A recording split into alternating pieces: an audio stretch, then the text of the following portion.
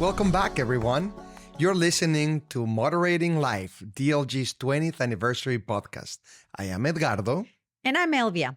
And today's episode is really a personal one. It's about the art of listening, what makes someone not just a good moderator, but a truly great one.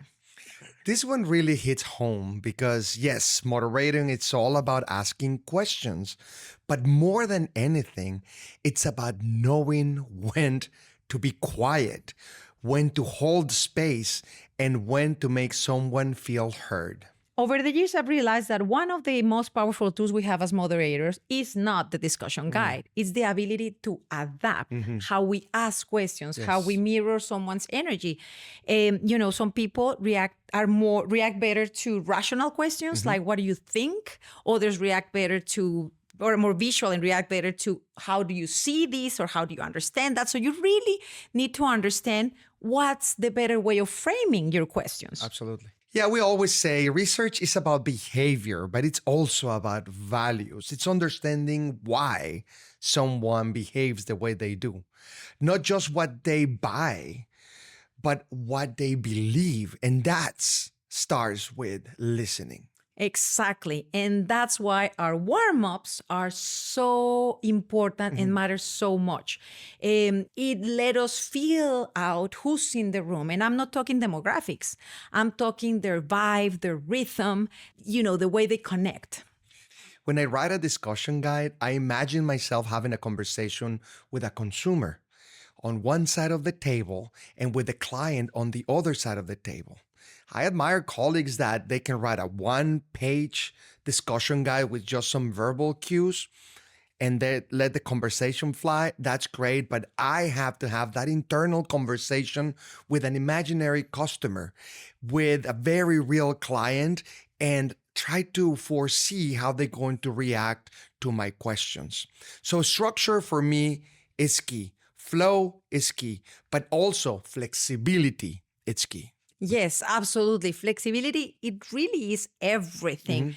You can have the perfect, well-structured guide, but sometimes the real magic happens when they say something that is not even there and a door is open and it's completely new material. It's unexpected. And as moderators, we have to be flexible and say, there might be something there. Let's chase it. And we go there. And if there's something important, we stay there. And if not, we come back to the guide. Yep. That's when the job feels like we're listening with our entire body, not just with our ears. Exactly, because we're not just probing for content, we are listening for possibility. And sometimes the best thing we can do is throw the guide out the window for 5 minutes and adjust to what participants saying, let them see if that leads us somewhere. Yes. And like I said, if not, we come back, but it is listening. There's like listening and then there's real listening. When someone shares something that is so vulnerable and you don't rush the next question, you let it sit there, you let it simmer and see what it leads. Very often, the insight lives in that pause, in something that was almost not expressed. In that moment when someone is not sure to share, and then they do. And then they do. And that's when magic happens. And that's gold. And that's why we're here for. But we can only get there if they trust us. Absolutely. And that trust doesn't come from how smart you sound or how beautiful is the guide. It really comes from connecting with them, from being present, from not checking your watch or the clock to see where you are at. It's really to be in the moment, listening, really listening. And give them the space and the time. Yes, and making them feel the most important person in the room. As a matter of fact, the most important person in the world. And that's how many feel. At that moment is our consumer, is our participant. Sometimes I feel like moderating, it's a lot like method acting. You can show up and ask questions, but you have to become the person. You have to become the client. You have to become the brand. All of it at once. You have to step into your consumer's shoes, feel what they feel, see the things they see, but at the same time, you're holding your client's objectives close to you in your back pocket because you have a business goal to achieve. And, you need to balance those things while you're sitting at a focus room table or in somebody's living room. And, that's where we add value to our clients. That's where 20 years of doing this brings to the table that ability to shift perspectives constantly and seamlessly so that we really get into the inside space. It's not performance, it is presence. Now, sometimes it gets messy because you can Absolutely. have one person derailing the conversation, some other one steering the pod or passing judgment on their fellow participants. And that's what the emotional intelligence comes in. You don't want to shut them down. You want to guide them gently, respectfully, and sometimes with humor. I mean, it really is like a symphony, right? I mean, you need to feel the room's tempo, follow it. And if someone goes to a tangent, you follow, you explore, and you decide, you make the executive decision there and as a moderator to continue perhaps going in something that was unscripted, something that was not in the guide, or to hold back hold and back. bring them back. And when someone gets too heavy or too personal, you honor it. You hold the space, but you also help them land. You don't let them hang out in their vulnerability by themselves. Definitely, definitely. And I mean, we all know that some participants get carried away. They are enthusiastic, they are eager to share, and we love that. Oh, we love a We passionate love consumer. a passionate consumer, but we need to somehow control the group so that we hear from everyone and we stay on topic. And like you said, doing it gently, respectfully, and still letting them feel always heard. I remember a session where we were talking about medical experiences and someone started very passionately recommending some home remedies. And I had to step in and say, all right, folks, none of us are doctors here. And while we respect your recommendation, we're here sharing experiences, not prescriptions. So that gave the participant a dignity, but also in a humorous way to diffuse the situation and acknowledge their voice, but also not letting them dominate. Yes, I mean, it is really a delicate dance. You want those passionate participants to share their thoughts, and often they are the ones that care the most.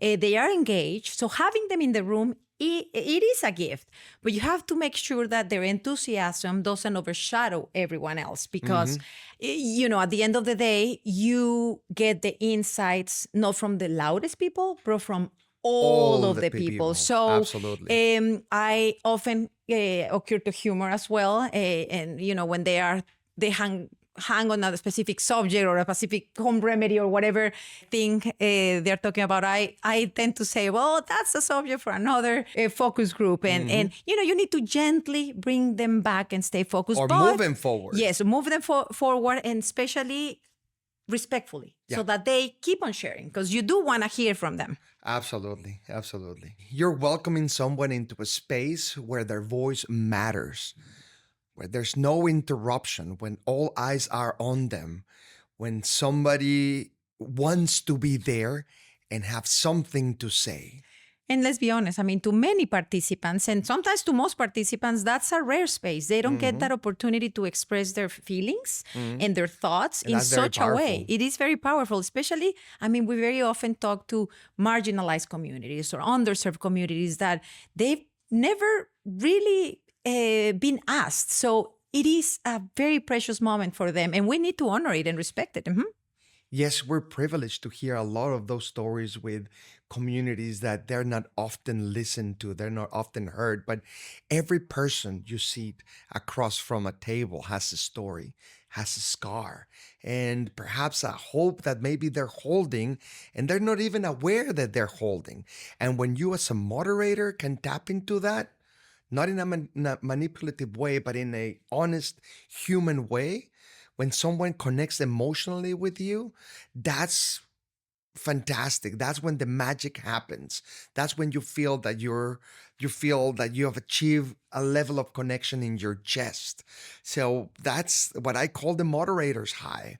That moment when the group ends and you feel it in your bones that you have something good. That's when you have gold. You have progress that matters for you and for your client. That's when you walk out of the focus room feeling dull and feeling that you've got somewhere today. Exactly. That is the moment we chase. In every session, in every project, that is the moment we chase. And when we get there, we feel it in our gut. We realize that we are in the witnessing something meaningful, and we feel it. The clients feel it. The The participants feel it. participants feel it. It's an amazing energy. Yes, it's definitely a moderator's high. And honestly, I think because we chase that feeling and because we find it session after session, that we have been able to win so many awards over the years, both local and national awards, industry recognition, agency honors. And those awards are great, but they're a byproduct.